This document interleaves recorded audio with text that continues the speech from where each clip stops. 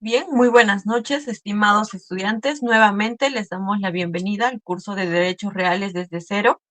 Hoy nos acompaña el doctor Frank Flores García, quien desarrollará la sesión número 3 sobre la propiedad y la copropiedad. Bien, doctor Frank Flores, bienvenido. Puede empezar con la cátedra. Muchas gracias.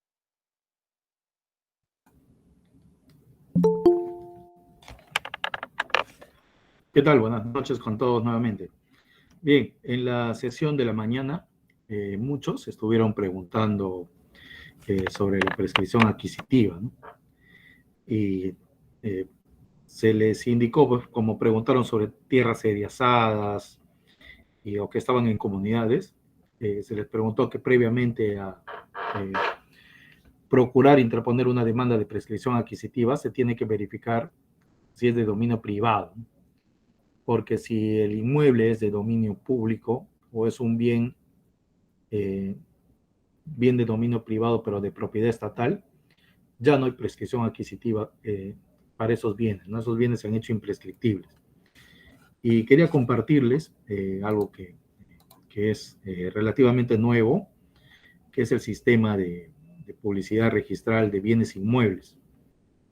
Este sistema te permite consultar eh, a nombre de quién está inscrito un determinado bien de forma pública. Es un sistema solo de consulta. Uno tiene una vista preliminar de la partida registral. Luego de verificar ya la partida registral, ya procede a solicitar su copia literal en registros públicos, o sea, por el sistema de publicidad registral en línea o de forma presencial. Acá les voy a mostrar. Vamos.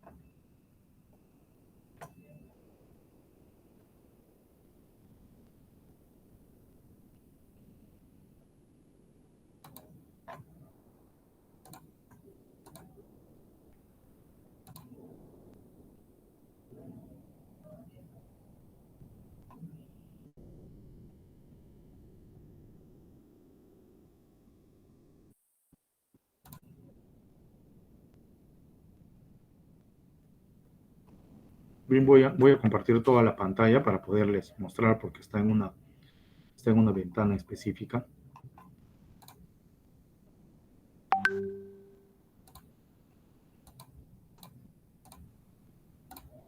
Me comentan, por favor, si es que ahora se está viendo esta ventana de consulta de propiedad.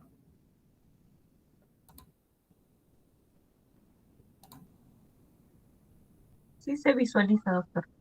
Bien, miren, esta es, normalmente teníamos antes la consulta de propiedad vehicular, ¿no? Esto es similar. Luego se había implementado esta consulta de propiedad donde solamente te permitía saber si una persona tenía algún bien a su nombre. Y luego se implementó este sistema de visualización de partidas previas. Ya ustedes con el número de partida pueden ingresar a explorar cualquier partida que esté en registros públicos, ¿no? Solamente se ingresa con los datos del DNI y la fecha de emisión del DNI, ¿no? Vamos a probarlo con mis datos.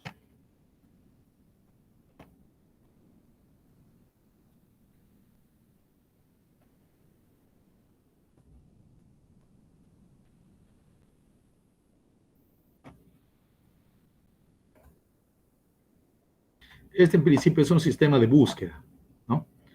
Ve si una persona tiene una determinada propiedad, entonces aquí aparece, ¿no? El titular y el número de la partida del bien. Esa partida se copia y luego aquí tenemos otro enlace que dice conoce aquí o consulta gratis tu partida registral. Si ustedes tienen la partida registral, pueden acceder a este otro programa que ahora es público, ¿no? Antes esto no había. Si uno quería consultar una partida registral, tenía que ir al sistema de publicidad registral en línea, ¿no? Que tenía un costo. No, en este caso, ya esto es gratuito, pero solamente te permite visualizarlo. Y es sumamente sencillo, solamente se ingresa con el DNI de la persona que está consultando, ¿no? Con su DNI puede ver la propiedad de cualquier persona.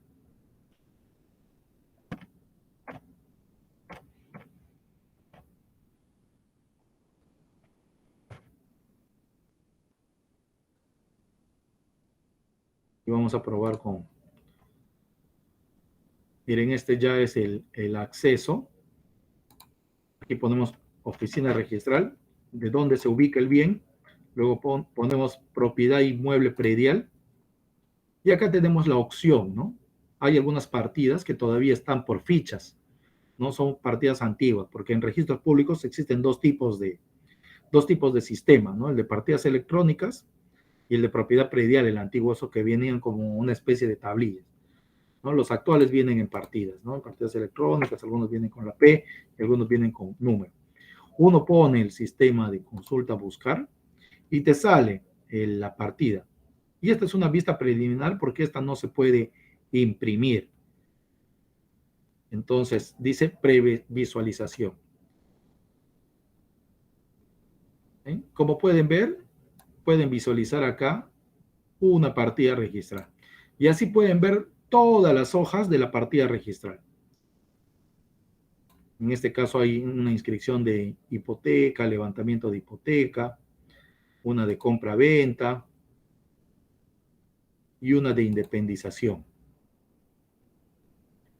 Esta es la partida tal cual como está en registros públicos, ¿no? Pero esto es solamente informativa, sin valor registral. Es para que ustedes antes de presentar alguna demanda, por ejemplo, de prescripción adquisitiva o de reivindicación o de desalojo, puedan verificar la titularidad del inmueble, ¿no? Directamente. Es tal cual la partida como figura. Entonces, esto es una plataforma sumamente útil para su trabajo legal, que también le puede servir incluso en temas que ya no se relacionan estrictamente con derechos reales, ¿no?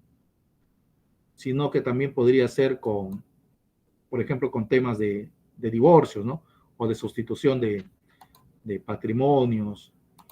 Eh, por ejemplo, en los divorcios siempre también se verifica, ¿no? Si los esposos tienen o no partidas o tienen bienes, y a veces dicen que no lo tienen o demandan diciendo que no lo tienen, y lo que hacemos ahora es consultar a esa partida, ¿no? Y aparece que tienen 2, 3 inmuebles, ¿no? Y de verdad que a veces se ignora las circunstancias por las cuales podrían decir que no lo tienen a pesar de que es una información pública, ¿no? Como esta es una plataforma nueva, quizás todavía muchos no lo han explorado, y les comparto, ¿no? Con el propósito de que puedan verificar titularidades de propiedades inmuebles. Ya no solamente tenemos las consultas vehiculares que se hacen con las placas, ¿no?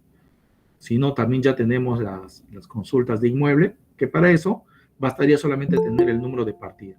Y si se busca de una persona específico, basta simplemente con el DNI.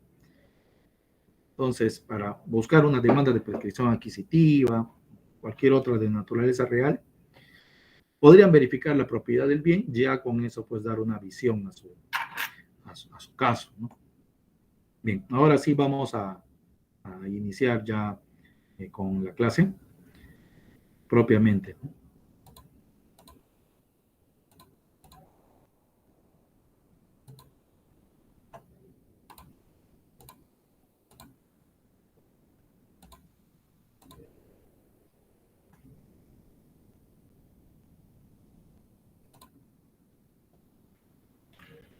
Hoy día vamos a hablar ahora en esta tercera sesión sobre la propiedad, ¿no? Y la propiedad es también un tema muy amplio, ¿no? Entonces, no nos va a alcanzar el tiempo para conversar sobre la copropiedad.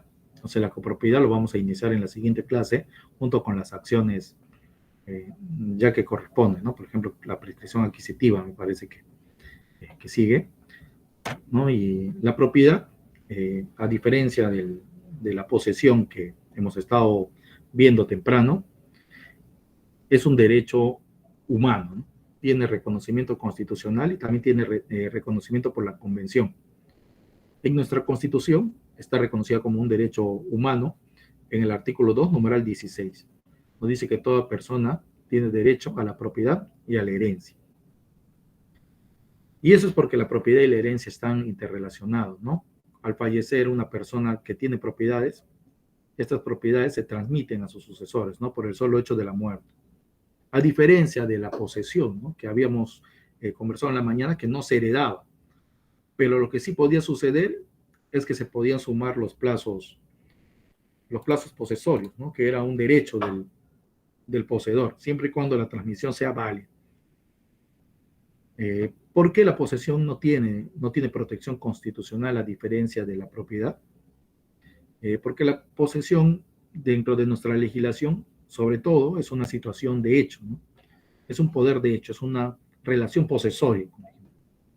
Y como tal, no existe por sí mismo. Existe por una decisión, digamos, unilateral de la persona, por una decisión arbitraria o ilegítima, como sería el caso del usurpador, o existe la posesión legítima que se ejercita en mérito a un vínculo jurídico, ¿no? Podría ser la del propietario, podría ser la del arrendatario, la del usufructuario. Entonces, para uno reclamar la posesión, en principio siempre tiene que estar acompañado de un derecho real o de una obligación contractual, ¿no? O de una relación contractual. Háblese, por ejemplo, del arrendamiento o del comodato. Y un derecho real de la propiedad y de sus desmembraciones. Entonces, la posesión, a diferencia de la propiedad, no vive por sí misma, ¿no? Dentro del mundo jurídico. La posesión es una situación de hecho y como tal solo tiene protección legal, no tiene protección constitucional. La propiedad que en cambio sí es un derecho humano, ¿no? Y como tal está reconocida por la Constitución expresamente y también por la Convención. Además de reconocerse como un derecho constitucional, la protección tiene la propiedad tiene una protección especial, ¿no? Que es su carácter inviolable, ¿no? Y que solo puede ser afectado por la ley, algunas ocasiones por el acuerdo de las partes, o sea, por la voluntad, y otras puede ser incluso puede ser sujeta de expropiación, ¿no? En caso de necesidad pública. Pero el Estado reconoce un deber esencial en el aspecto de la propiedad, que es que lo garantiza. ¿Y qué garantiza? Garantiza, uno, su carácter de derecho constitucional y dos, su carácter inviolable. Pero esta propiedad que se reconoce en la Constitución es la misma propiedad que se reconoce en el Código Civil, no es una primera pregunta. Porque en el Código Civil, cuando hablamos de propiedad dentro de los derechos reales, ¿no? Recordemos que al inicio, en la primera sesión, conversamos que los derechos reales formaban parte de un grupo grande de derechos, ¿no? Que son los derechos patrimoniales. Y que los derechos patrimoniales se dividen en derechos reales y en derechos personales u obligacionales.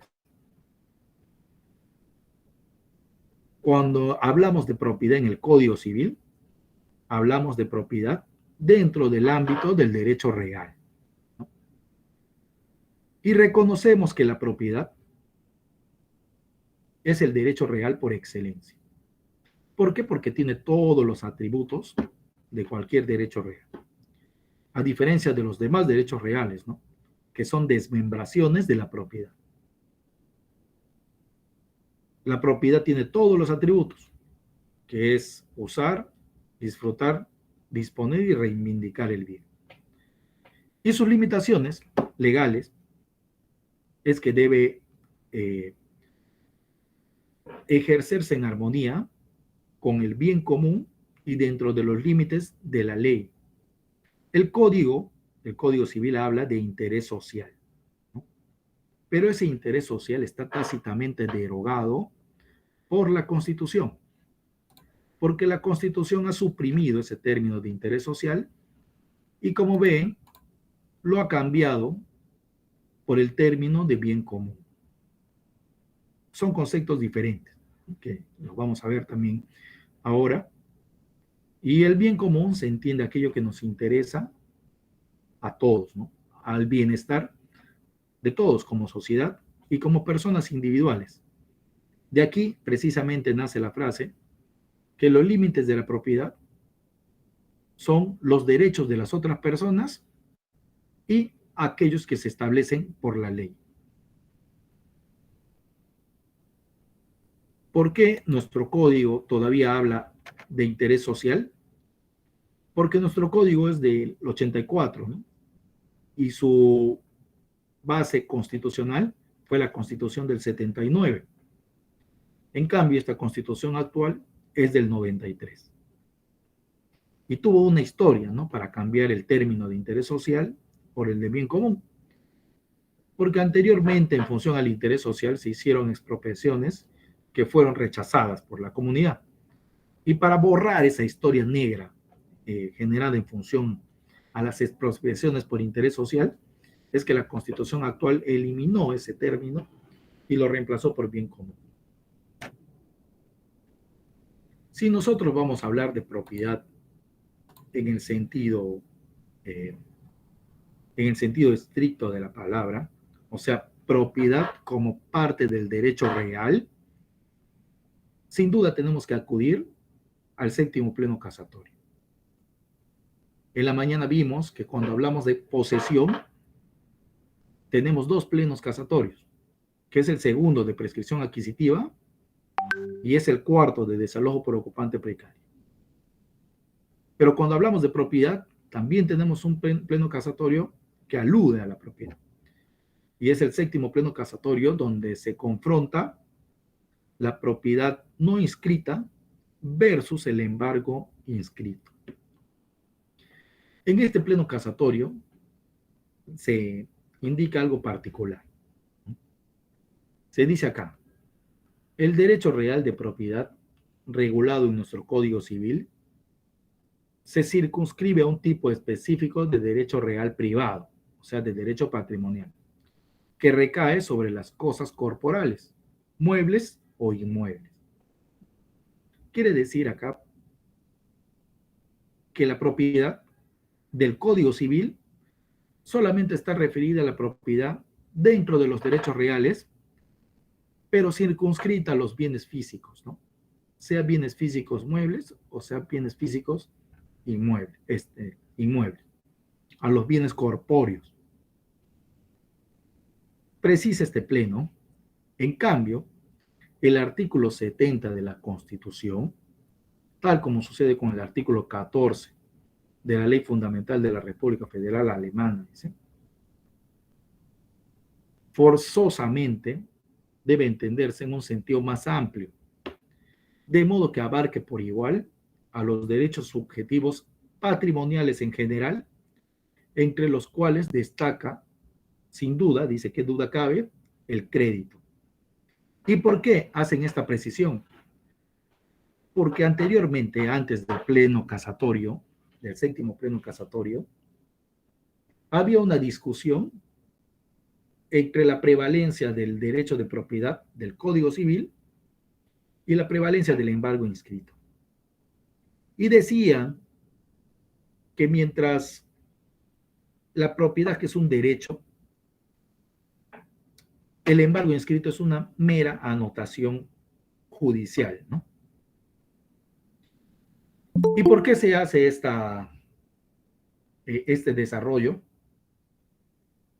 porque se analiza el tema de fondo, ¿no? El tema que trasciende.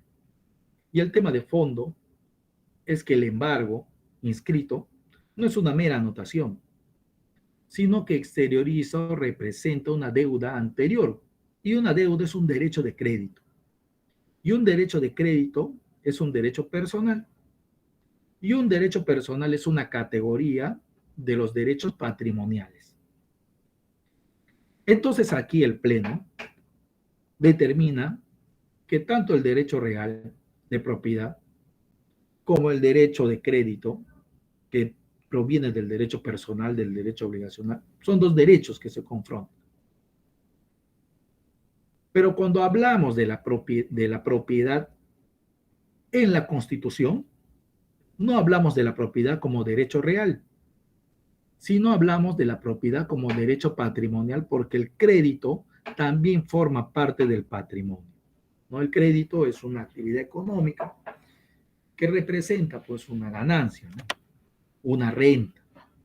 De un préstamo dinerario normalmente se cobra un interés. Entonces lo que se está haciendo aquí es explotar un bien. ¿Cuál es ese bien? El dinero. Vimos también en las primeras clases que el dinero era un tipo de bien. Y se está haciendo percibir un fruto. ¿Y cuál sería el fruto? El interés compensatorio y moratorio que se genera a consecuencia del crédito. Entonces, tanto el derecho de crédito como el derecho real son derechos patrimoniales que están protegidos por la Constitución. Antes de esto, se consideraba que el derecho de crédito no estaba protegido en la Constitución. Pero ya a partir de esto y de una sentencia anterior del Tribunal Constitucional, se considera que cuando nuestro sistema constitucional se refiere a la propiedad, no solamente se refiere a los bienes, sino también se refiere a las obligaciones que generan riqueza, ¿no? Dentro de estas, las obligaciones personales.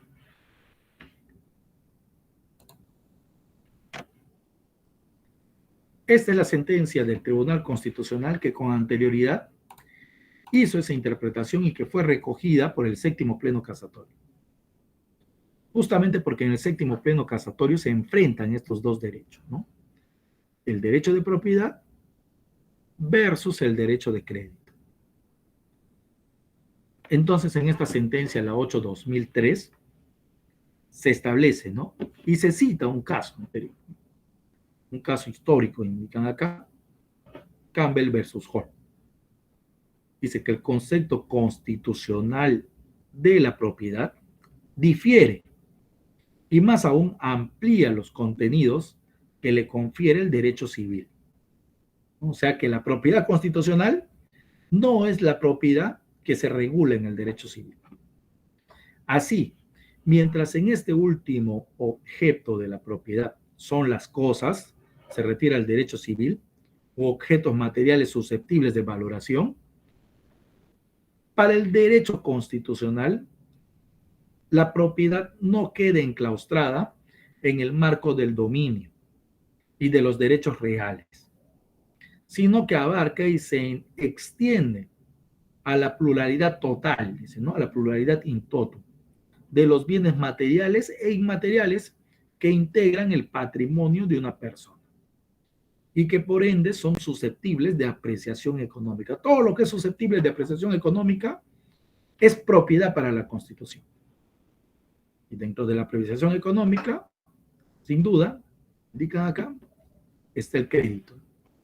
Es importante conocer esa distinción al iniciar el estudio de la propiedad, porque muchas veces cuando se lee la Constitución y se habla del artículo 70 y se dice que el artículo 70 protege la propiedad y dice que la propiedad es inviolable, pensamos que se está refiriendo únicamente a la propiedad como derecho real, ¿no? Y ya con esto queda claro, con el séptimo pleno casatorio y con esta sentencia del Tribunal Constitucional, que no se alude únicamente al derecho real, sino al amplio contenido de los derechos patrimoniales, sea el derecho real o sea el derecho personal o de crédito.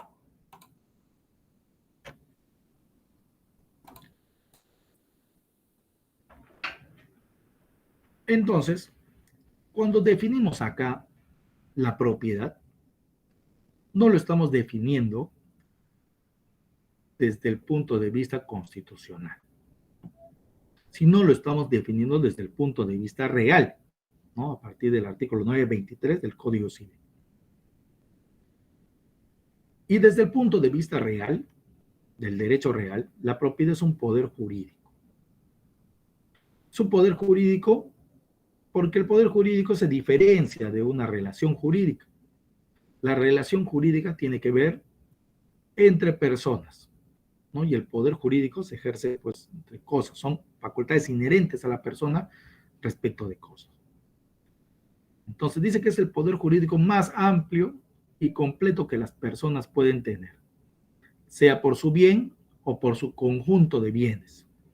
Conjunto de bienes porque estos bienes pueden ser bienes materiales, como las cosas, o bienes incorporales, como los derechos, y quedan sometidos de manera absoluta al señorío de la persona.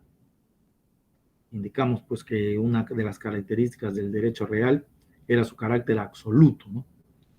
Y su carácter absoluto quiere decir que se puede ejercer sin intromisión de nadie y es oponible erga omnes, ¿no?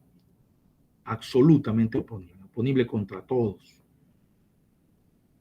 Nuestro Código Civil tiene una definición legal también de la propiedad, pero a partir de sus atributos. No nos da una definición concreta de propiedad, sino que nos dice la propiedad que es la reunión de estos atributos. Y estos atributos son el uso, el disfrute, la disposición y la reivindicación, ¿no? Pero esto no significa, debe quedar también bien presente, que las facultades del propietario sean esas, ¿no? O sean solo esas. Si no son todas las posibles. Todas las posibles, entendemos, a todas las interpretaciones que podrían tener cada una de las facultades, considerando además sus limitaciones, porque como lo veremos más adelante, existen limitaciones convencionales y también limitaciones establecidas por la ley. Entonces, por ejemplo, ¿no? Si la ley establece que un bien tiene determinado uso, ¿no? Por ejemplo, uso agrícola o uso urbano o uso industrial, el propietario no puede darle un uso distinto. Su facultad o su poder está circunscrito a ese tipo de uso con el límite de la ley. Por eso se indica que las facultades que tiene son las que son posibles de acuerdo a la naturaleza de su derecho. No es que por el solo derecho de tener un inmueble tengo el poder absoluto de hacer sobre ese inmueble lo que se me plazca, ¿no? Un límite, por ejemplo, conocido es el del patrimonio cultural. El patrimonio cultural no puede ser, ni por el propietario, no puede ser ni demolido ni modificado, ¿no? Entonces el propietario, por más que tenga la facultad de uso en general, en su caso específico, su facultad de uso se limita a lo establecido por la ley, ¿no? Y algunas veces a lo establecido por el pacto también, ¿no? Por ejemplo, cuando desmembras la propiedad y generas un usufructo vitalicio, ¿no? A favor de una persona, digamos, a favor de una hija querida, ¿no? Con el propósito de que viva ahí hasta su muerte. Entonces, por más de que el propietario, ¿no? En general tiene todos estos poderes, ahí está excluido del poder de uso y disfrute, ¿no? Porque el poder de uso y disfrute se lo ha cedido a otro, ¿no? Al usufructuario, en este caso, en el ejemplo, la hija. Entonces, cuando hablamos de los atributos de la propiedad, hablamos de estos atributos, pero de acuerdo a sus posibilidades, ¿no? Según a la naturaleza de cada bien.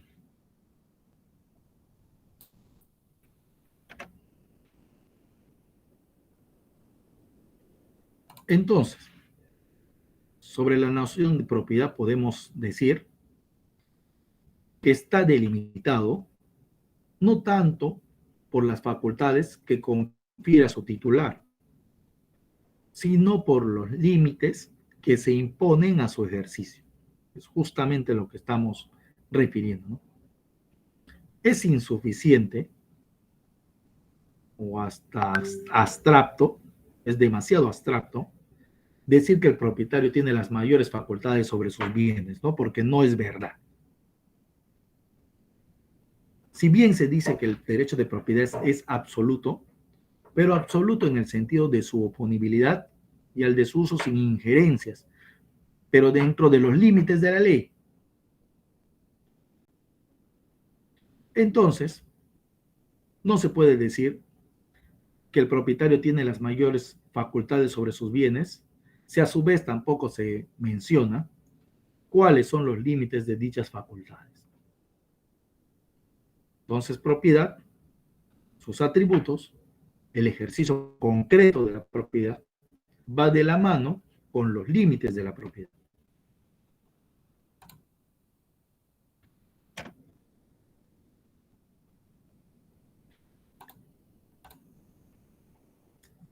En conclusión, podemos decir que la propiedad es un derecho que otorga al titular control sobre el bien y que le permite hacer uso de él, está la facultad de uso, obtener beneficios de él, ahí está la facultad de disfrute, disponer de él, disponer en todos sus sentidos, ¿no? Habría que ahí venderlo, transferirlo, grabarlo y reclamarlo también, si está el bien con otra persona, ¿no? Esa es la facultad de reivindicación.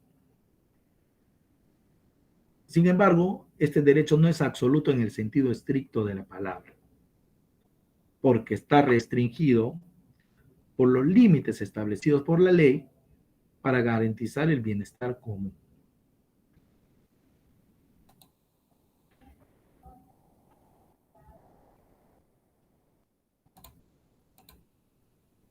¿Cuáles son concretamente estos atributos o cómo se definen estos atributos? Porque muchas veces repetimos uso, disfrute, disposición y reivindicación, pero de manera particular no se suelen identificar conceptualmente. Entonces, el primer atributo es el uso. Y el uso está referido a servirse del bien, a utilizar el bien. Y cuando hablamos también de los derechos reales y hablamos en la mañana de la posesión, dijimos normalmente que estos bienes tienen que usarse de acuerdo a su naturaleza, ¿no? Un lápiz normalmente se utiliza para escribir o para pintar. Un auto normalmente para conducirse o para transportarse. Una casa normalmente para habitarla, ¿no? Pero hay bienes que tienen usos atípicos, que no se usan de acuerdo a su naturaleza. Mencionábamos el ejemplo cuando se usa o cuando se adquiere un bien para colección, ¿no? Por ejemplo, las monedas. Las monedas también son bienes, pero hay algunas monedas o los juguetes, ¿no? Que tienen fines coleccionables. Entonces, es ese tipo eh, de uso se denomina uso atípico, ¿no? Porque no se corresponde con la naturaleza del bien.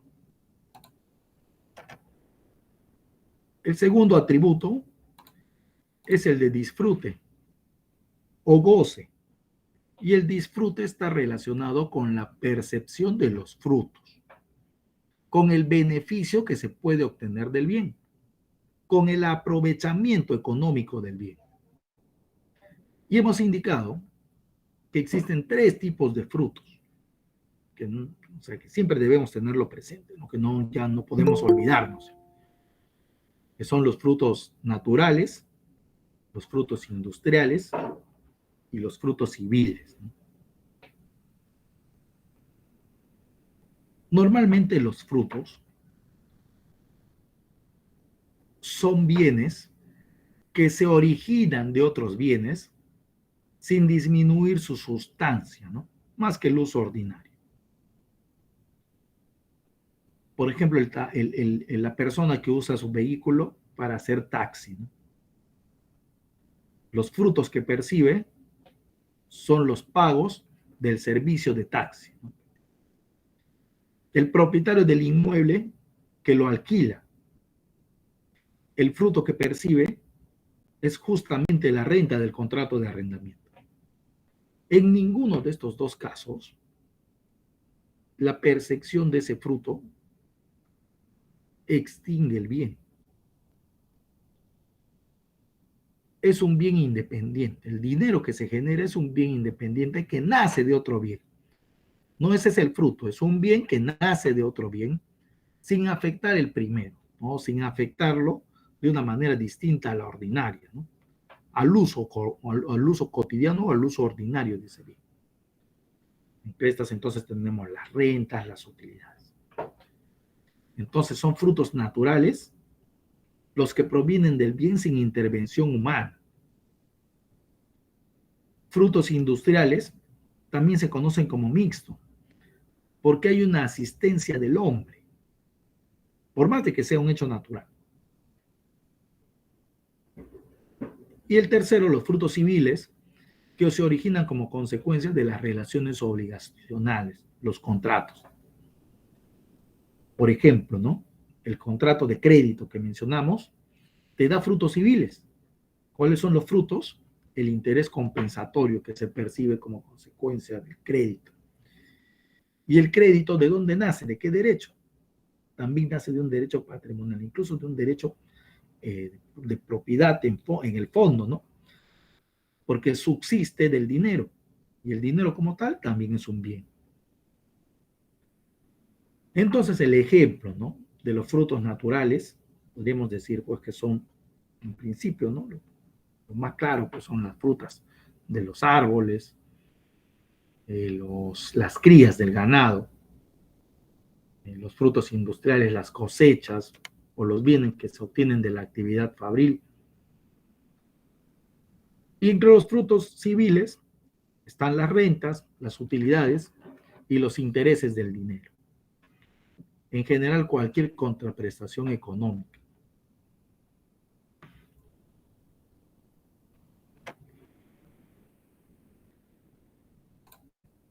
También tenemos la facultad de disponer. Y en la mañana también comentamos que la facultad de disponer tenía múltiples esferas, ¿no?, que tenía múltiples ámbitos. Y disponer en sí no solamente es disponer del bien, ¿no?, sino que también podemos hablar de una disposición del derecho. Y a su vez algunos generan una disposición del bien y del derecho. Entonces podemos diferenciar una disposición jurídica, una disposición del derecho, y una disposición física, ¿no?, que es la disposición del bien. Esta disposición puede ser física o jurídica. Los actos de disposición son distintos. Está la enajenación. La enajenación entendida como la transferencia de la propiedad. El bien no desaparece, ¿no?, sino que se traslada juntamente con el derecho. Se traslada a otra esfera personal, ¿no?, a otra persona. Y esta enajenación, normalmente la enajenación se la identifica como venta, ¿no?, pero se refiere a cualquier acto de transmisión también de la propiedad. Puede ser la enajenación mediante compra-venta o puede ser la enajenación gratuita o la transmisión gratuita, que podría ser la hipoteca. También está gravarlo. No, en la transmisión gratuita, la donación, disculpen. Y en gravámenes está pues la hipoteca y establecer las cargas, ¿no?, por ejemplo, las servidumbres, o generar otros derechos reales sobre eso, ¿no?, como el usufructo y el uso. Entonces se refiere en la facultad de disposición no solamente a la facultad de vender, ¿no?, o de destruir el bien o de regalar, sino se refiere a la facultad de disponer del bien, de hacer del bien en todas sus expresiones, es decir, venderlo, donarlo, transferirlo, hipotecarlo. Entonces el concepto de disposición es un concepto omnicomprensivo, ¿no? Es un concepto amplio. Y había esta característica también propia de los derechos reales y particularmente del derecho de propiedad, incluso lo mencionamos en la primera clase, es que si puede convenirse que una persona no venda sus bienes. ¿Por qué? Y esto está directamente relacionado con la facultad de disposición. Mencionamos que el artículo 882 del Código Civil establece que por contrato o por pacto no puede establecerse la prohibición de enajenar o gravar, salvo que la ley lo permita. Y esta cláusula se conoce en la doctrina como la cláusula de inalienabilidad, según el cual está prohibido todo acuerdo que te impida vender o gravar tu bien, sea de manera temporal o sea de manera perpetua, salvo que la ley expresamente así lo autorice. Pero esta prohibición, debemos tenerlo bien presente, que solamente se refiere a la prohibición de la transmisión de la propiedad, o sea, de su circulación, pero no está referido a los otros actos de disposición, ¿no? Porque mencionamos que la disposición tiene múltiples, eh, múltiples sentidos, ¿no? Múltiples expresiones. Pero en este caso se limita a gravar o enajenar. Enajenar en el sentido de transmitir el bien. Pero no comprende las desmembraciones de la propiedad, que también son actos de disposición. Las desmembraciones de la propiedad es separar los atributos, ¿no? Ya indicamos que si separamos el uso y le damos a otra persona, se hace usuario, derecho de uso. Si además del uso le damos el disfrute, le hacemos usufructuario. Si al uso le damos un destino de vivienda, lo hacemos hospedaje. Si alguien tiene atrapado su inmueble dentro de los límites de mi propiedad, entonces se genera ahí una carga, ¿no? Que es la servidumbre, ¿no? En este caso sería una servidumbre de paso. Esta limitación del artículo 882 no está referido a eso. Únicamente comprende a la enajenación y al gravamen en concreto, como expresiones de la facultad o de la atribución de disposición. Vimos en la primera sesión que incluso esto ya había sido desarrollado por dos precedentes de observancia obligatoria del Tribunal Registral.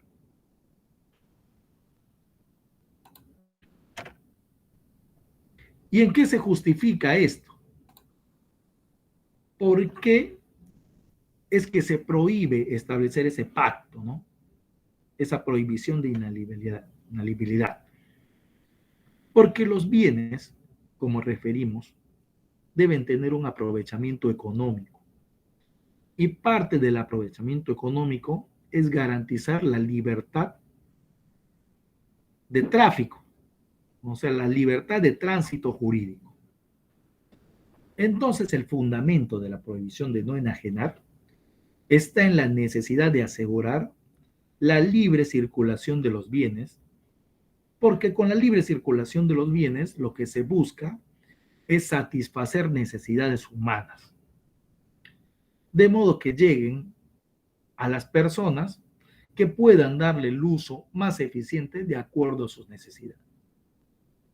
Esa es la justificación para esta prohibición del artículo 882. ¿Y cuáles son los casos permitidos por ley? A manera de ejemplo, vamos a citar dos, pero también hay algunas otras. La primera es de la Ley General de Sociedades, el artículo 101, permite prohibir entre los accionistas, entre los socios, el tránsito de acciones, ¿no? Recordemos que las acciones también son bienes, ¿no? Pero si así lo establece el pacto social o así lo establece el acuerdo de los socios, pueden establecer el pacto de prohibición de venta o transferencia de esas acciones hasta por 10 años y que son prorrogables antes del vencimiento de ese periodo. Pero en este caso, estamos hablando de prohibiciones temporales, no de prohibiciones definitivas. Pero la prohibición del artículo 882 abarca tanto las prohibiciones temporales como las definitivas. Estos son dos casos establecidos por ley en los que sí se permite la prohibición, pero en el caso de la Ley General de Sociedades es por un tiempo determinado. La otra es la Ley de Garantía Mobiliaria, que en su artículo 11, numeral 1, permite que se pacte que el constituyente de la garantía no use, ni disfrute, ni disponga de su bien. O sea, que el propietario, ¿no? Que el propietario no use su bien, no lo aproveche y tampoco lo enajene. O sea, no solamente le restringe la facultad de vender o de grabar, no, sino hasta de usar y disfrutar. Hay otro supuesto también de la ley de concesiones mineras, que establece que las concesiones son derechos reales y que estas concesiones pueden establecerse el pacto de prohibición de transferencia.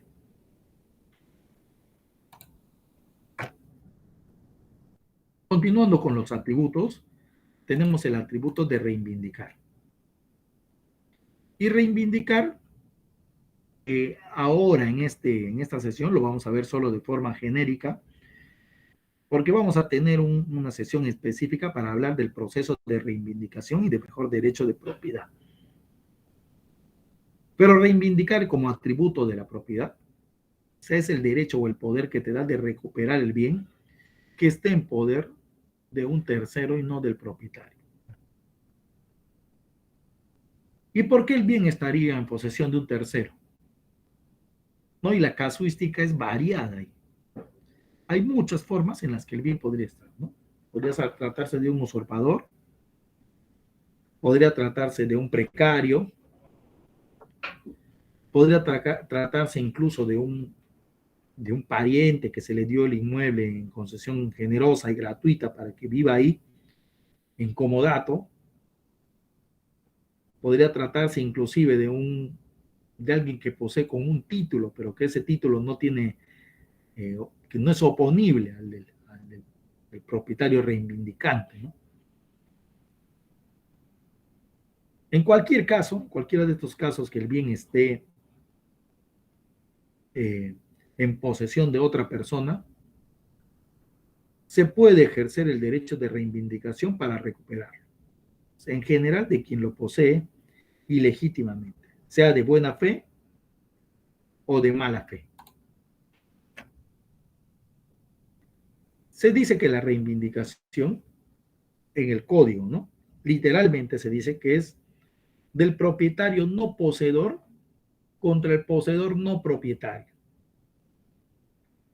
Pero a veces en la realidad nos damos cuenta, en pleno proceso, que el que posee también es propietario, aunque también tiene un título.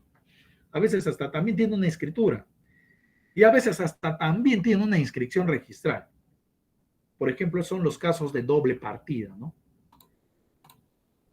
Hay reivindicaciones en las que se enfrenta un titular registral, un propietario titular registral, con la partida A, y cuando el demandado contesta, acredita su propiedad también, como titular registral con la partida B.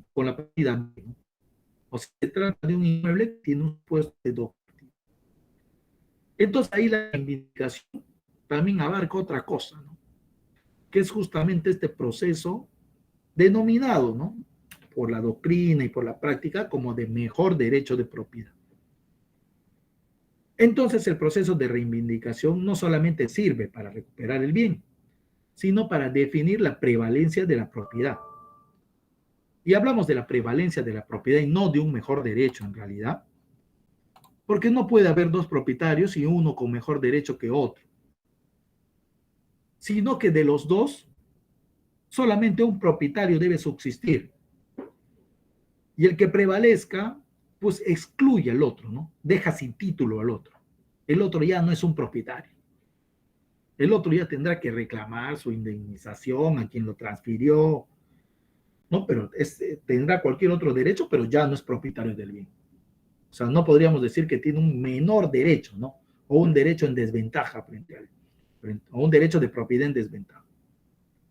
Tiene un título, pero quizás ese título no sea oponible o esté viciado de algún modo.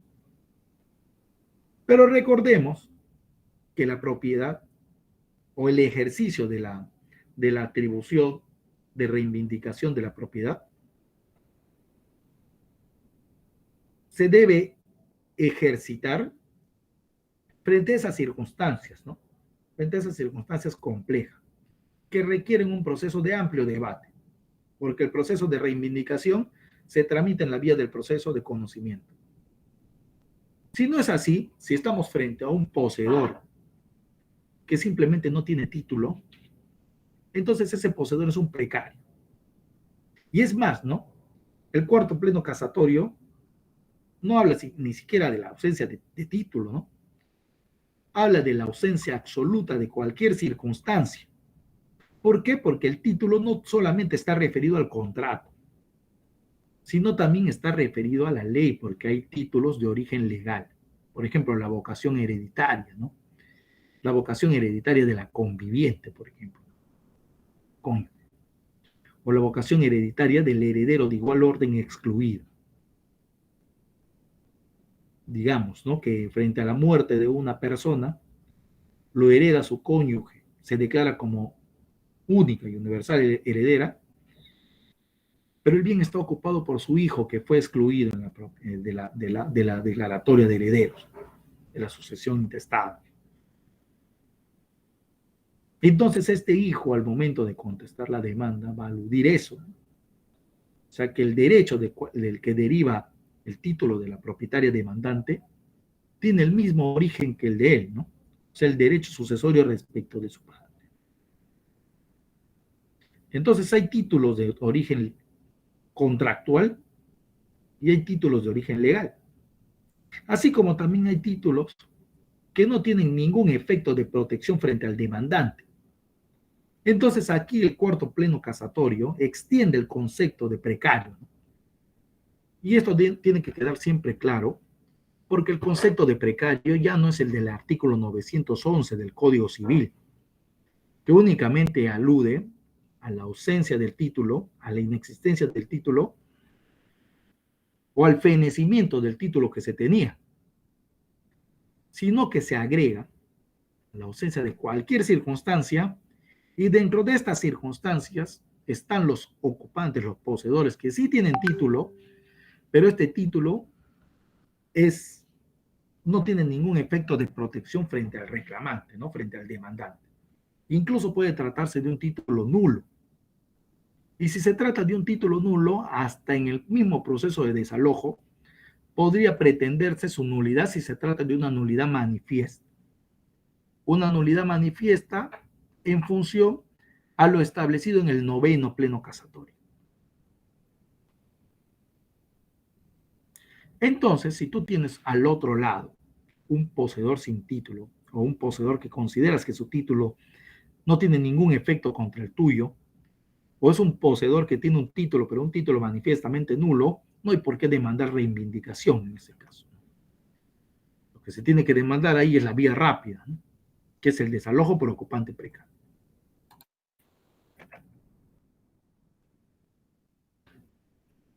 Vimos que la propiedad es el derecho real por excelencia, es la relación directa que tiene el propietario con el bien y que es un poder absoluto, ¿no? Absoluto porque es oponible contra todos, pero se ejerce conforme a sus límites. Y como vemos aquí, el artículo 923, dentro de los límites, en lugar del bien común que establece la Constitución, habla del interés social. Y el interés social estaba regulado como tal en las constituciones del 79 y en su predecesora del 33, que expresamente aludían al interés social como límite del ejercicio del derecho de propiedad. Por esta razón es que el Código Civil todavía alude a interés social, pero ese interés social ya está derogado, ¿no? Ya está derogado por la Constitución del 79. O sea que si actualmente, hoy por hoy, hablamos de los límites de la propiedad, no hablamos de los límites generados por el interés social y por los límites de la ley, ¿no? Sino hablamos del límite generado por el bien común y por los límites de la ley. ¿Por qué? Porque en la actual Constitución del 93, posterior al Código del 84, se suprimió toda referencia al interés social. Y en su lugar se reemplazó por la noción de bien común. ¿Y a qué se debió este cambio? Este cambio tuvo lugar por unas expropiaciones que se generaron en las décadas del 85 hasta el 90, en las que el Estado se apropió de los predios rústicos, no de los terrenos erizados o de los terrenos arizos.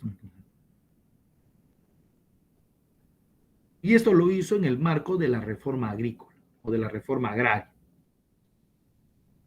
También en el gobierno de Alan García se pretendió hacer una expropiación de la banca, ¿no? Dentro del contexto de crisis económica generada por la inflación que vivía el Perú en ese tiempo, que finalmente no llegó a ejecutarse, pero estas expropiaciones eran invocadas o eran justificadas en el alegado interés social que se regulaba en la Constitución del 79, que en aquel entonces estaba vigente.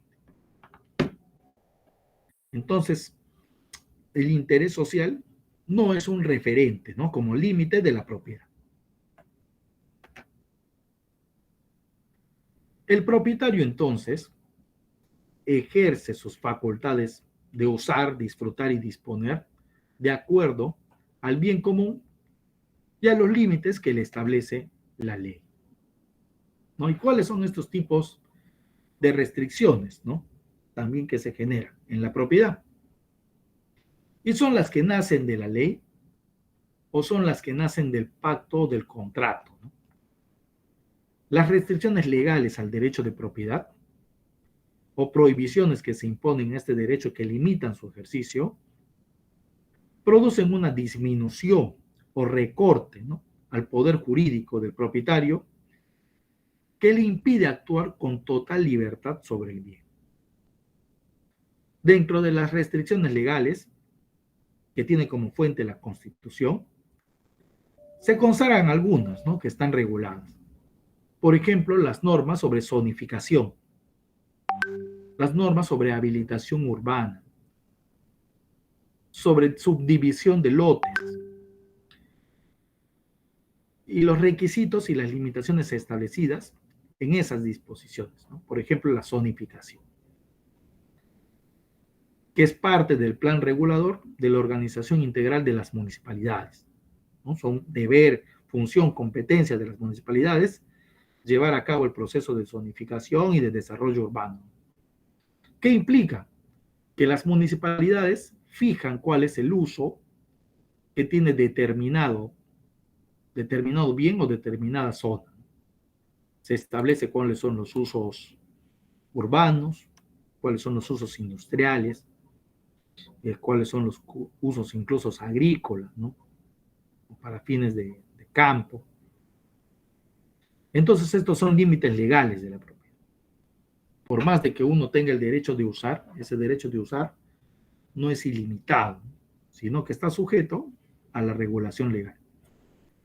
Y el límite contractual también que está, ¿no? El límite que se genera por voluntad de las partes, y justamente son estas desmembraciones de la propiedad de la que tanto hemos hablado.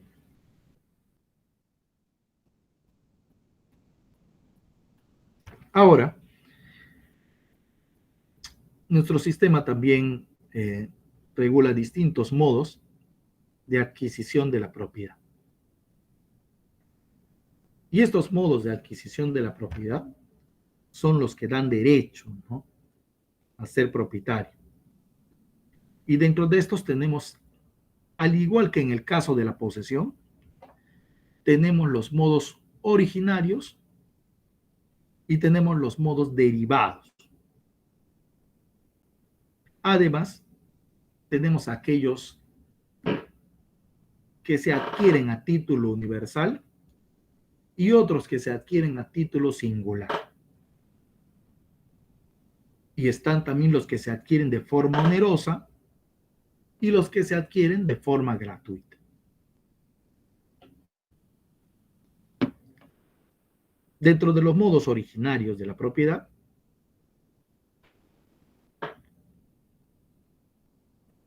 tenemos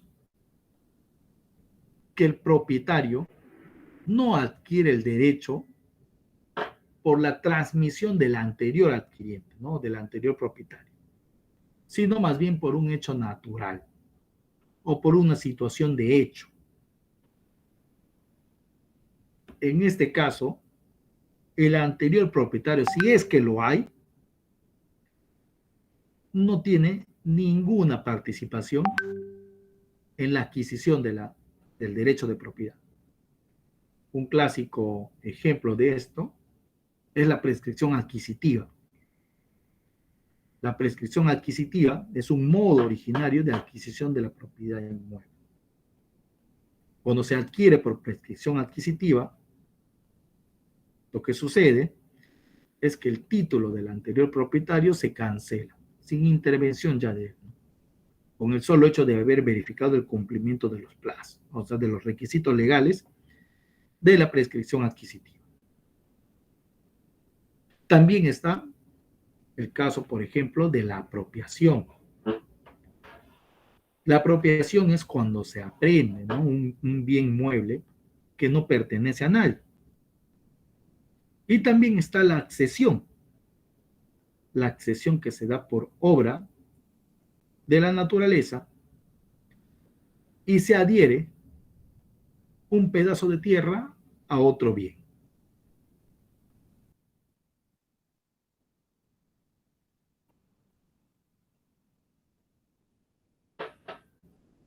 El tema de la accesión también va a ser un tema que vamos a tratar, pero en lo referido a la accesión inmobiliaria, ¿no? Pero la accesión puede ser por causas naturales o por causas humanas. La accesión por causas naturales está relacionada con el aluvión y la abulsión, ¿no?, que los dos tienen un sentido, un destino particular o un objetivo particular, singular, o sea, que se generan en tierras, normalmente de uso ribereño, ¿no? En uno es el aumento que se da del terreno de la propiedad por estas adhesiones de tierra que se generan de manera imperceptible, ¿no?, y con el tiempo van incrementando el espacio de tu propiedad. Por ejemplo, aquellos que la naturaleza, el río, los trae hacia tu propiedad. En cambio, el otro, el aluvión, es el que se da así de forma intempestiva, ¿no? Es cuando, por ejemplo, una fuerte creciente, una tormenta, arranca un pedazo del predio, del terreno del vecino colindante, ¿no?, del vecino ribereño colindante, y lo arrastra hacia el otro lado. Eso es una forma también de accesión natural.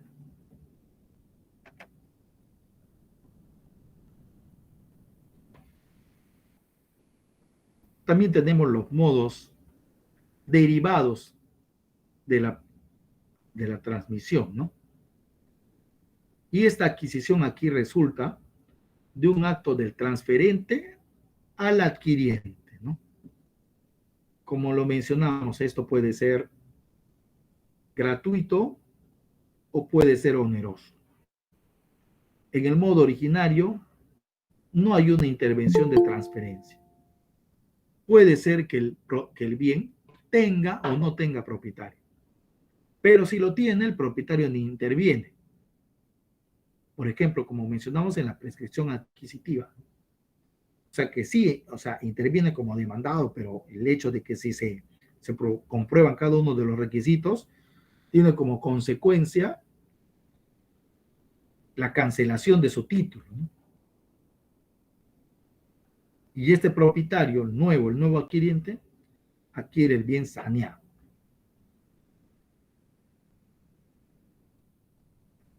En el modo derivado, a diferencia, sí hay un acto de transferencia. Y este acto de transferencia no solamente puede ser inter vivos, o sea, de la forma que se transfiere onerosa, por ejemplo, una compra-venta, o gratuita, ¿no? Por ejemplo, una donación, sino también que puede ser mortis causa. Y aquí estamos en el tema de la sucesión que puede ser intestada o que puede ser por testamento. Y de lo cual ahí se genera, por ejemplo, en el tema de la sucesión, tiene la particularidad de la adquisición de la propiedad a título universal y a título individual. ¿A qué nos referimos cuando la adquisición se da a título universal? Está referido a cuando se adquiere un patrimonio, no un bien, sino un patrimonio. Y el patrimonio está conformado por bienes, derechos y obligaciones, ¿no? Recordemos que en el caso de la sucesión, cuando se adquiere por sucesión por muerte, no solamente se adquieren los bienes, se adquieren las obligaciones y también se adquieren los derechos que habría, ¿no? Si esto no fuesen bienes materiales. Entre estos también podrían ser las acciones, ¿no? La adquisición a título individual está referido a un bien concreto, a un bien específico, o a un derecho específico, ¿no? Que, por ejemplo, puede darse en la sucesión testamentaria. Cuando se distribuyen los bienes y a su vez se distribuyen las obligaciones. O se distribuyen los bienes, pero se dice que las obligaciones las van a asumir todas por igual.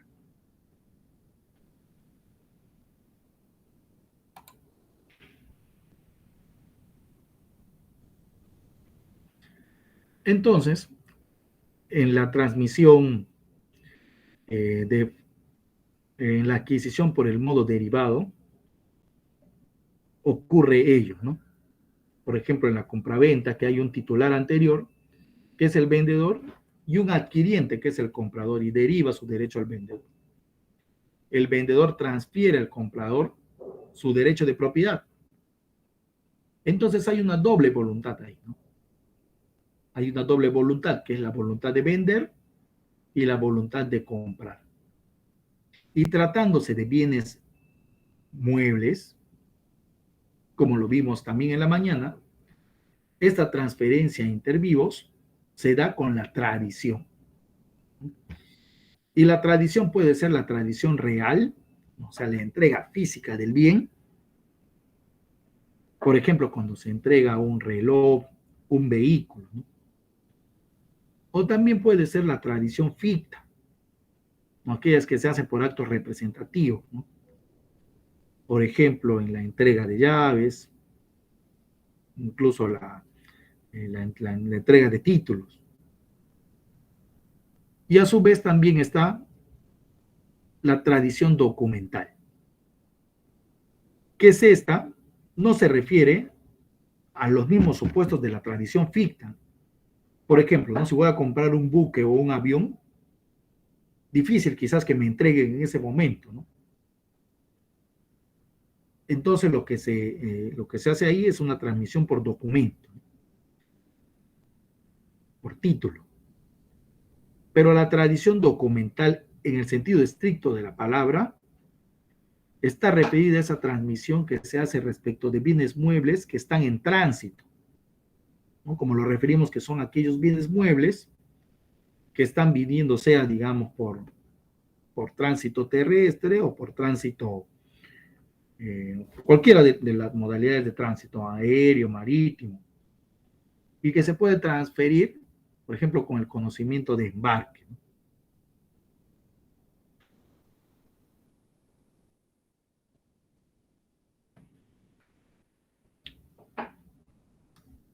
Como referimos, dentro de los modos de adquisición también está el título universal y el título singular. Se transmite un patrimonio o parte de la alícuota del patrimonio cuando es a título universal. Ejemplo clásico en esto, la sucesión. Y se transmite así a título singular cuando transmites un determinado bien o un conjunto de bienes, pero estos bienes son determinados. Como vemos, esta clasificación tiene importancia en materia sucesoria. Finalmente están los modos gratuitos y los modos onerosos. Los modos onerosos son aquellos en los que se media una contraprestación económica. Y los modos gratuitos son aquellos en los que no se recibe nada a cambio y lo que también se conocen en la doctrina como liberalidad. Y eso tiene una singular importancia, porque la buena fe, por ejemplo, cuando se evalúa para el tercero de buena fe, prevalece aquel que adquiere de modo oneroso y de buena fe que aquel que lo hace de forma gratuita. Por ejemplo, podría darse una confrontación de una doble transmisión. Esta doble transmisión puede haberse dado primero por una donación y segundo por una compra-venta. Entonces, en la calificación de la prevalencia de los títulos por buena fe, conserva su derecho de propiedad a aquel que lo adquirió de forma onerosa. Bueno, en el caso de los modos onerosos está la compra-venta, ¿no? Pero también podrían haber otros supuestos, por ejemplo, como la permuta, la dación en pago, la compensación. Y dentro de los modos gratuitos tenemos a la clásica donación. Mientras que en la compra-venta se transmite un bien a un precio, en la donación se transmite de forma gratuita.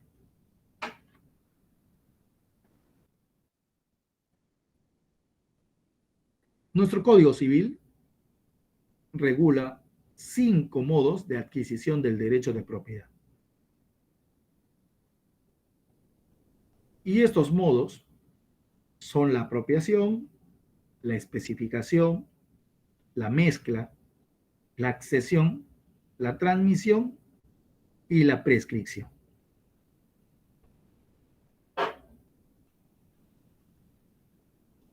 En el caso de la apropiación, esta se aplica normalmente a bienes muebles, a bienes muebles.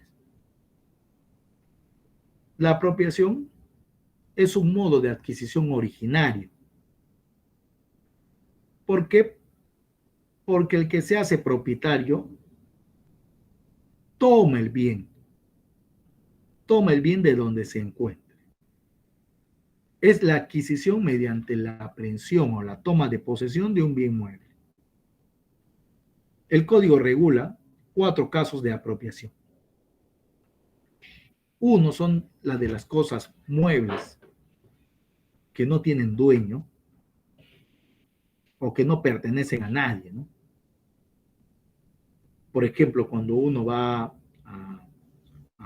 cuando uno recoge las piedras de las canteras o los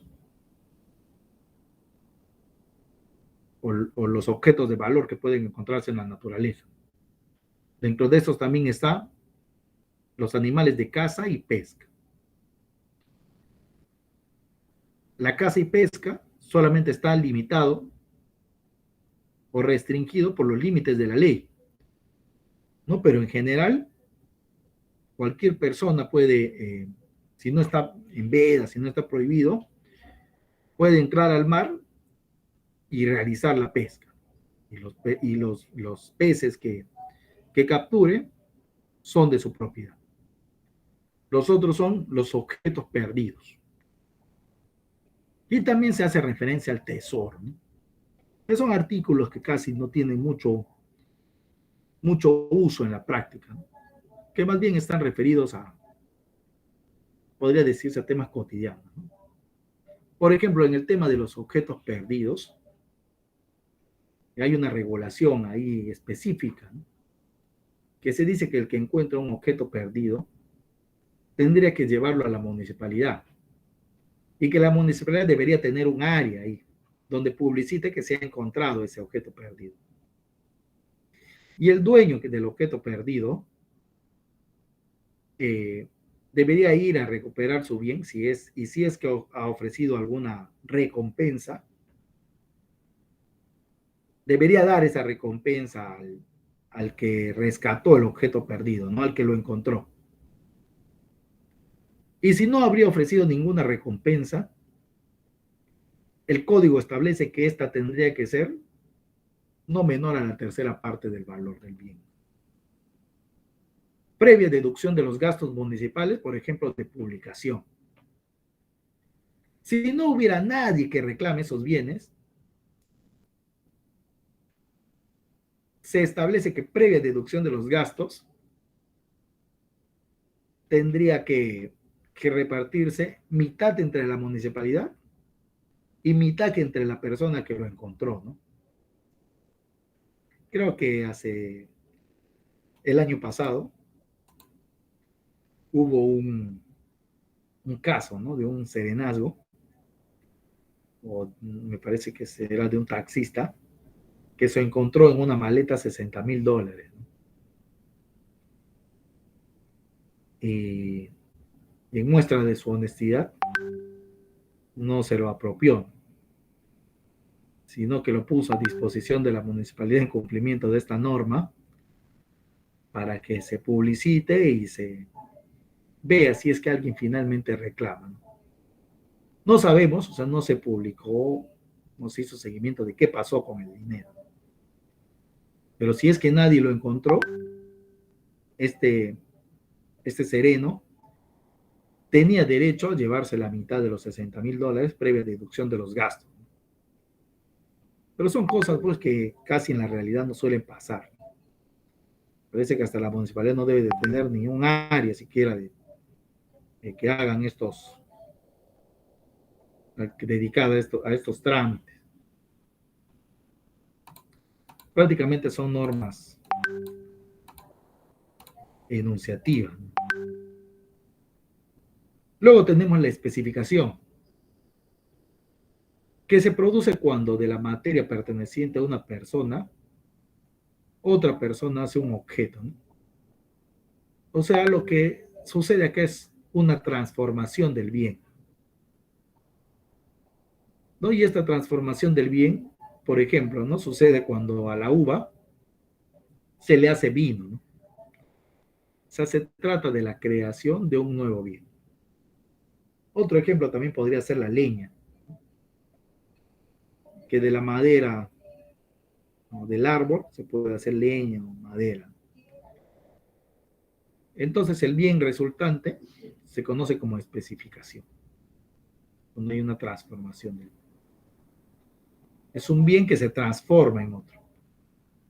A diferencia de la mezcla, que la mezcla es un bien nuevo, pero que resulta de la unión de otros dos bienes diferentes.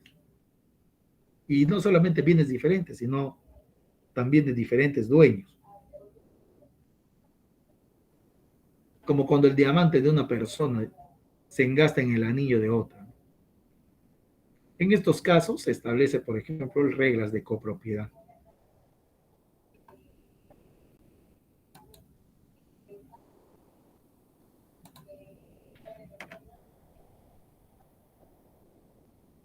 Luego tenemos como modo de adquisición de la aprehensión, la accesión, que también lo comentamos, que es un modo mediante el cual un bien se adhiere a otro, ¿no? Y se adhiere como parte integrante, se une al otro bien. Y esta puede ser de manera natural o de manera industrial. Es un bien que se adhiere materialmente a otro bien o a lo que produce otro bien. Y cuando hablamos de la natural, son los casos que mencionamos de la aluvión y de la abulsión. Y finalmente tenemos la accesión industrial, ¿no? Que tendremos también una clase sobre esto, que es aquella que se produce por obra del hombre, ¿no? Normalmente en edificaciones. En edificaciones en terreno ajeno. Y estas edificaciones pueden ser de buena fe o pueden ser de mala fe, ¿no? Y te dan diferentes opciones, dependiendo de la buena o de la mala fe del que edifica. Y puede ser el derecho a que te paguen lo edificado o el derecho a que puedas tener la opción de comprar el terreno, ¿no? Si es de buena fe. Si es de mala fe, el propietario del terreno puede mandar a destruir incluso la edificación.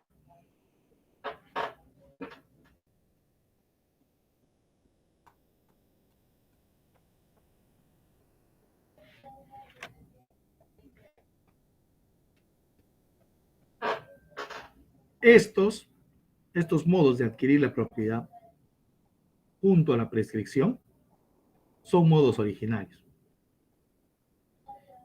Finalmente está la transmisión, que es un modo derivado, ¿no? Y la transmisión, como indicamos, mortis causa o inter vivos, ¿no? Inter vivos, onerosos o gratuitos. Y cuando son de bienes muebles e inmuebles, también tienen diferentes regulaciones. Por ejemplo, el de bienes inmuebles se regula por el artículo 949, ¿no?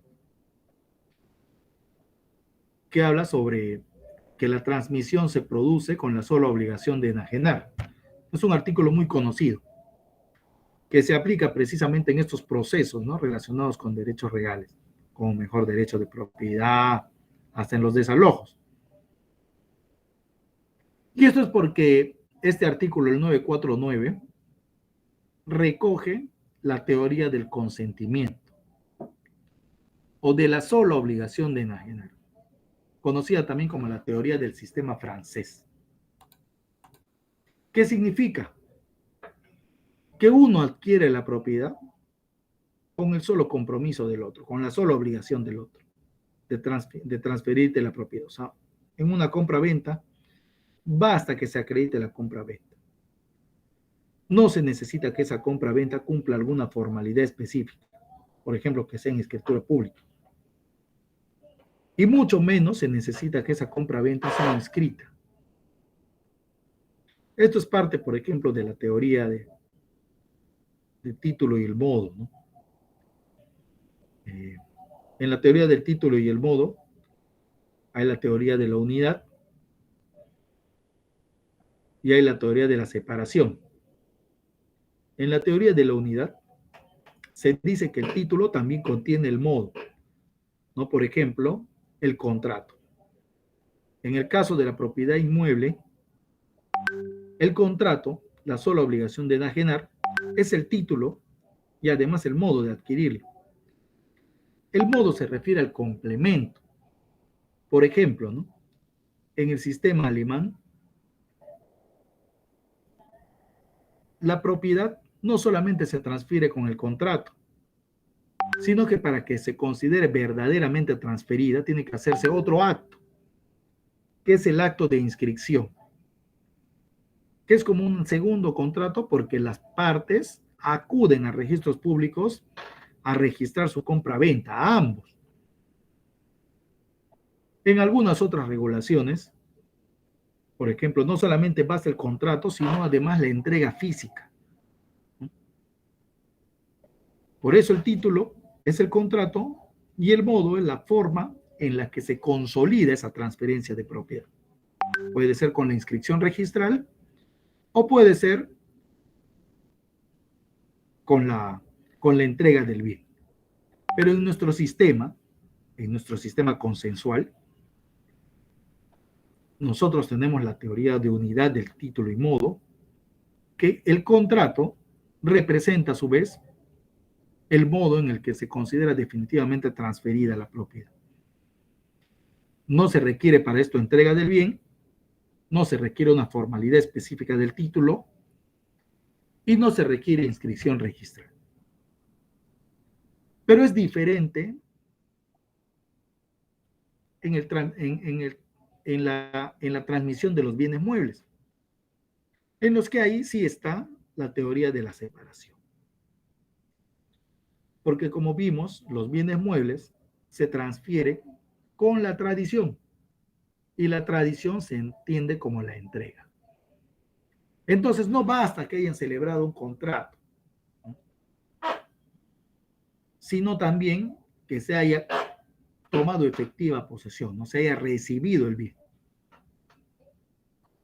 El caso de la propiedad mueble incluso tiene una particularidad, porque aquí se habla también de la famosa propiedad a non domino, ¿no? O sea, es esa que la adquiere de quien no es propietario, pero sin embargo no vicia tu título. ¿Por qué? Porque la propiedad mueble no inscrita tiene esta presunción, ¿no? De quien lo posee, a su vez es su propietario. Entonces, aquí puede ser que exista un custodio infiel, ¿no? Por así decirlo. Por ejemplo, a quien tú le entregas tu bien para que te lo guarde, ¿no? En custodia, pero este se lo vende a otra persona. Y el comprador lo hace en la creencia de que él es el propietario, porque lo ve usando el bien y ve que tiene control sobre el bien. Entonces, cuando el verdadero propietario va a reclamar el bien, no se da cuenta pues que su bien ya ha sido vendido. Entonces, digamos que quiere demandar una nulidad, ¿no? Porque lo ha adquirido de quien no era propietario, porque el que lo vendió era un simple custodio. En este caso, nuestro código establece que esa propiedad, esa forma de adquisición, está permitida y no se afecta. ¿Por qué? Porque el comprador no tenía otra forma de saber que el señor no era, o que quien lo vendió no era su propietario. Porque tratándose de un bien mueble no inscrito, no asumía que lo era, ¿no? De buena fe. Y la buena fe también es una presunción. Se presume que actuó de buena fe, salvo que demuestre lo contrario. Entonces, esta forma peculiar de adquirir la propiedad a non domino, o sea, de quien no es propietario, solamente tiene dos restricciones. La primera es que no tiene efecto esta transferencia cuando se trata de un bien adquirido con infracción de la ley penal, ¿no? Cuando, por ejemplo, se trata de un bien robado o hurtado, no se genera este efecto, esta transferencia de forma válida. Entonces es una excepción a este tipo de transferencia a non domino. Y por último, tenemos la prescripción también, ¿no? Como modo de adquisición, también modo originario, que se divide en prescripción corta u ordinaria, o en prescripción larga o extraordinaria, ¿no? Y difiere también, se traten de bienes muebles o de bienes inmuebles. Y la corta está relacionada con la buena fe, y la larga incluso está prevista para el de mala fe, ¿no? Para el poseedor ilegítimo. En estos casos, para el usurpador.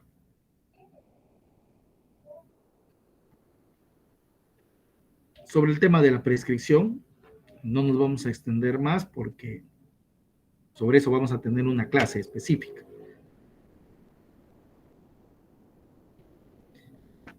Y finalmente tenemos las formas de extinción de la propiedad.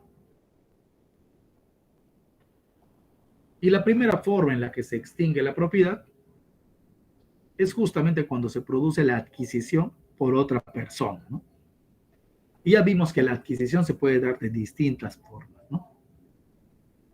La adquisición, en principio, de forma originaria, que elimina el título del anterior propietario, la adquisición de forma derivada, que implica una transferencia de la propiedad,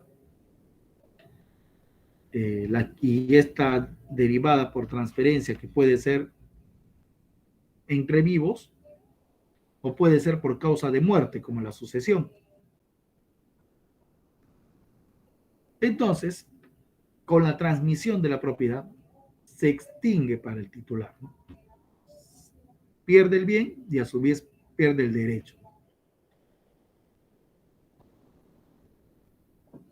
La segunda forma es la destrucción o pérdida total del bien. O también puede ser el consumo del bien, ¿no? Por ejemplo, cuando uno compra una bebida, una gaseosa o un agua, uno es propietario de esa bebida o de un alimento. Entonces, al consumo total de esa bebida, de ese alimento, ya se produjo la pérdida total del bien por consumo. Y la otra es cuando el bien se destruye, ¿no? Cuando se destruye, por ejemplo, cuando un automóvil se incendia,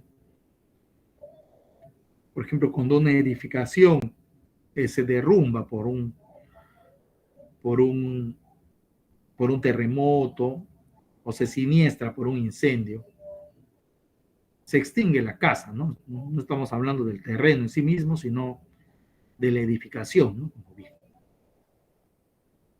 Y tenemos el caso, pues, de los bienes consumibles.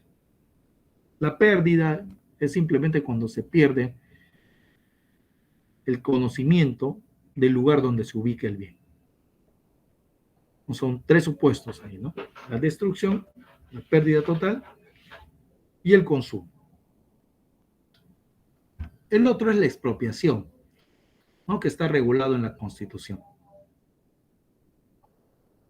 Y esta expropiación solamente puede darse por razones de utilidad pública. Aquí también se refiere, aquí sí se menciona por interés social. Pero la expropiación no es un límite de la propiedad, ¿no? Sino es una medida de privación de la propiedad, ¿no? Que tiene que estar justificada en eso y en el procedimiento legal. Una privación de la propiedad que no cumpla con el procedimiento legal o que tenga un procedimiento pero viciado o sancionado con nulidad, o que no pague el justiprecio de la indemnización, no es una expropiación, sino que se la califica más bien como una confiscación. Y el cuarto y último supuesto es el abandono del bien durante 20 años. Se refiere que en este caso el abandono produce que el bien pase a propiedad del Estado. Es una causal de extinción también poco común, porque normalmente los bienes abandonados se poseen por los particulares, ¿no? Y los particulares van rumbo a la prescripción adquisitiva durante los 10 años. Así que esperar los 20 años del Estado es poco probable, ¿no? Lo otro es que el Estado tiene otra forma también de adquirir las propiedades, ¿no? Por ejemplo, la sucesión. Cuando una persona muere y no tiene sucesores con derecho a heredarlo, ese bien, luego del procedimiento de sucesión intestada respectivo en el que no se haya identificado ningún sucesor con derecho a heredarlo, pasa a la beneficencia pública, ¿no? Durante mi, durante mi experiencia como juez, y durante mis años de experiencia en el Poder Judicial, que son más de 10, solamente he conocido un caso en el que se ha producido una sucesión a favor del Estado, ¿no? Y esta sucesión ni siquiera se produjo por una acción del representante de la beneficencia, sino de un presunto heredero que finalmente no pudo demostrar su parentesco. Entonces, como no pudo demostrar su parentesco, su pretensión de declararse heredero fue declarada infundada. Y como no se presentó ningún otro heredero más, no se declaró la sucesión a favor de la beneficencia, ¿no? Con esto se terminan los temas generales sobre la propiedad. Y en la próxima clase también vamos a iniciar con lo que se refiere a la copropiedad, ¿no? Y dejamos este espacio que viene para las preguntas que se podrían responder, ¿no? Sobre todo lo que podríamos haber conversado ahora, en la mañana, o quizás en la primera clase, ¿no? Sobre las dudas que tengan particularmente. Si habría alguien ahí que tendría alguna pregunta.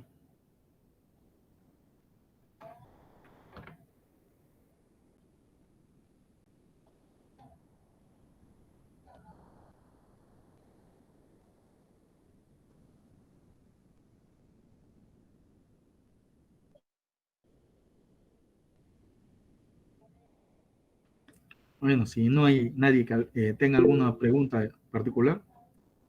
Sí, doctor, sí. Aprovechemos que tenemos tiempo. Pueden Doctor, preguntar buenas cualquier cosa. noches. Buenas noches, Doctor, doctor, sí me escucha.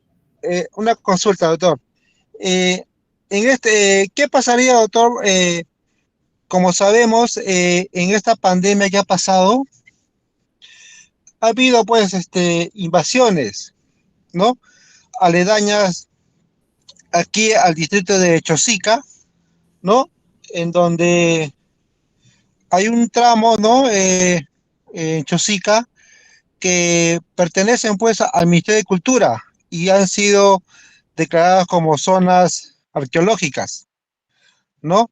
Entonces, a consecuencia de la pandemia, se han ubicado pues personas, ¿no? Han hecho su vivienda, ya prácticamente ya están como ya casi ya 2 años, ¿no?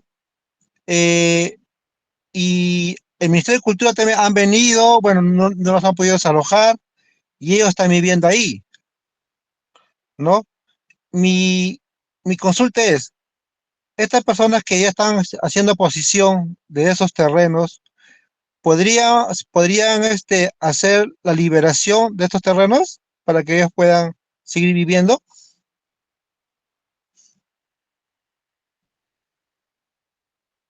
Doctor, usted también preguntó en la mañana por el tema de los terrenos eriazos, ¿no?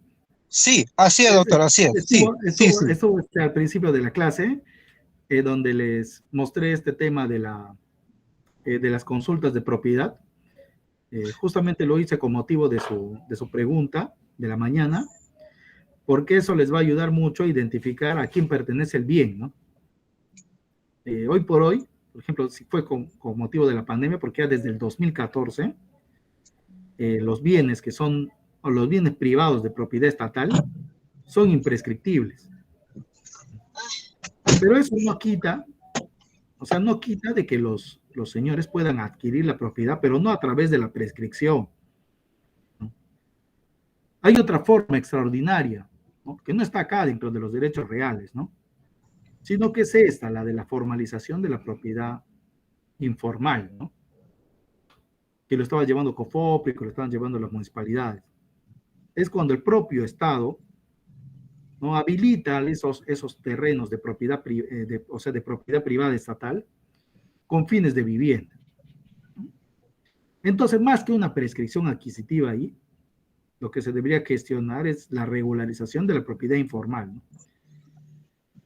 Si es que esos terrenos finalmente no son zonas intangibles, ¿no? Porque me comenta que pertenecen al Ministerio de Cultura,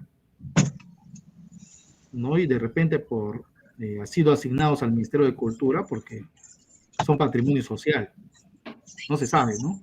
Si es así, entonces ni COFOPRI ni nadie podría hacer un procedimiento de formalización de la propiedad ahí, ¿no? Estos terrenos de propiedad estatal actualmente no pueden prescribir. Pero si no están limitados con un tema, por ejemplo, de patrimonio cultural o de alguna situación que los haga intangibles, que pueden regularizarse a través del procedimiento de formalización de la propiedad informal.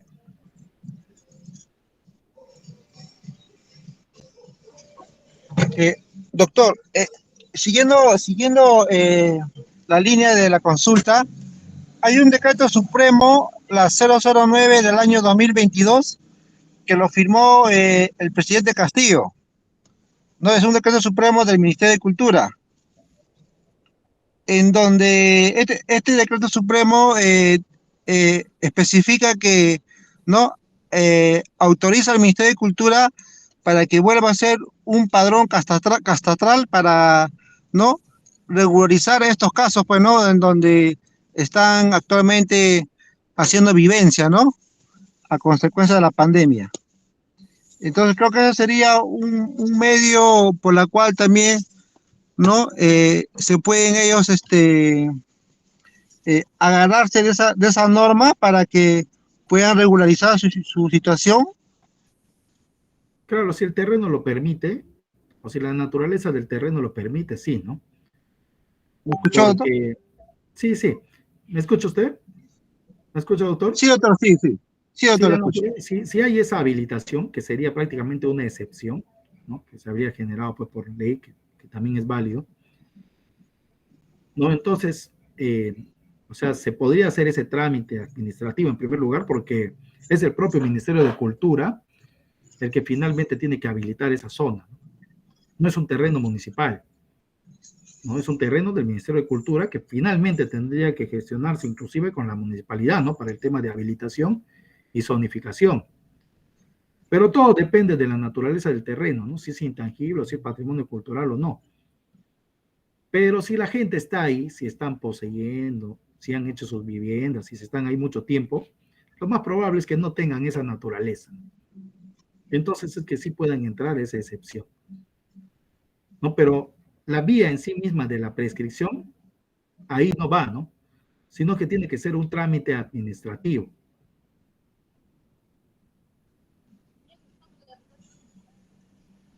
Entonces, doctor, eso quiere decir que se tiene que trabajar conjuntamente con la municipalidad, ¿no?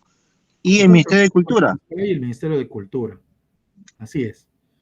La municipalidad, si bien no es propietaria del bien, ¿no? Que lo es lo es el Ministerio de Cultura, su competencia es la de la zonificación urbana, ¿no? Porque muchas veces estas invasiones no respetan esos, este, esos requerimientos legales, ¿no? Por ejemplo, muchas veces está también los bienes o las zonas de reserva, ¿no? Que se deben destinar a parques públicos, entre otros, ¿no? Que siempre hay en los proyectos de zonificación y habilitación. Entonces, puede ser que de repente, cuando se regularice y cuando se libre, hayan espacios que no estén comprendidos, pero estén poseídos por algunas personas, pero no estén comprendidos, ¿no? Que sean zonas afectables, digamos, para parques públicos, porque si se va a hacer habilitación urbana, tiene que también dejarse zonas de espacio público. Por eso es toda una gestión que tiene que hacerse ahí entre la municipalidad, el Ministerio de Cultura y los poseedores, ¿no? Son los más interesados, porque si eso no pasa, en cualquier momento los desalojan.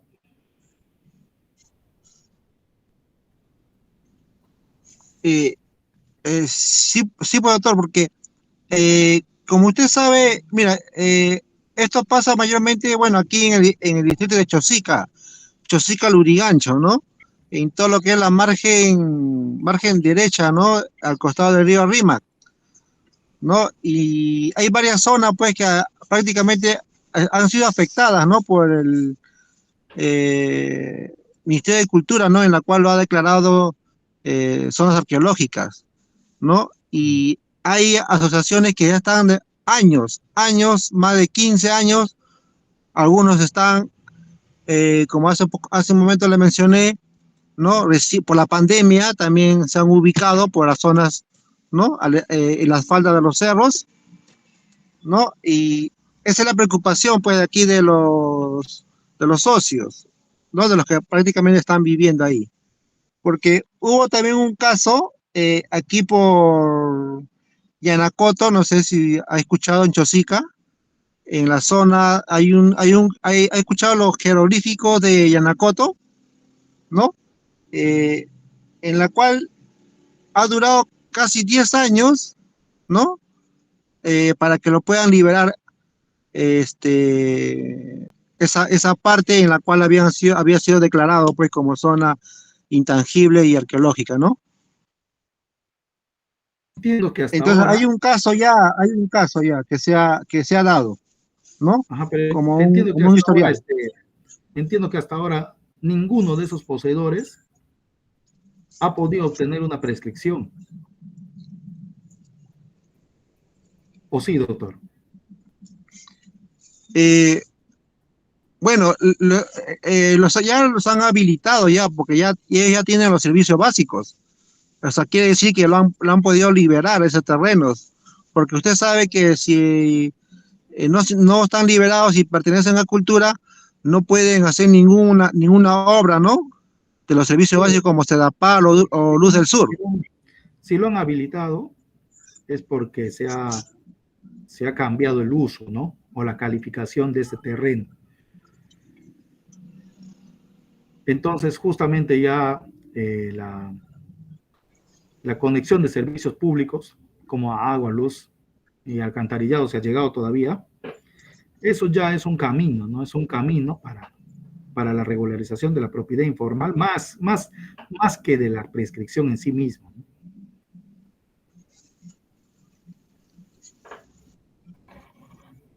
Eh, sí, pues, doctor, ese es bueno, el caso que, bueno, estamos viendo, ¿no? Y es por eso que usted que es experto en la materia, ya algunas dudas, ¿no? Me ha podido despejar y puede también hacer mención aquí a los socios que están viviendo, ¿no? Para que puedan ellos gestionar, pues, ¿no? También con la asesoría legal, ¿no? Conjuntamente con la municipalidad y el Ministerio de Cultura. Bien, doctor. Si habrá otro participante que quiera hacer otra pregunta, si no, ya podemos dar por terminada la clase.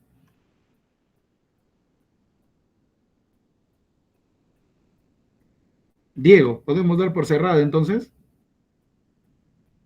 Bien, doctor Frank. Bien, doctor, buenas noches. Bueno, agradecerle por Ok, esta doctor. excelente ponencia y ya nos volveremos a ver en la próxima sesión, donde se Sí, desarrollará nos el vemos módulo hasta el 4 martes. de obsesión y decisión familiar. Hasta pronto, Bien, doctor. nos vemos el martes. Hasta luego.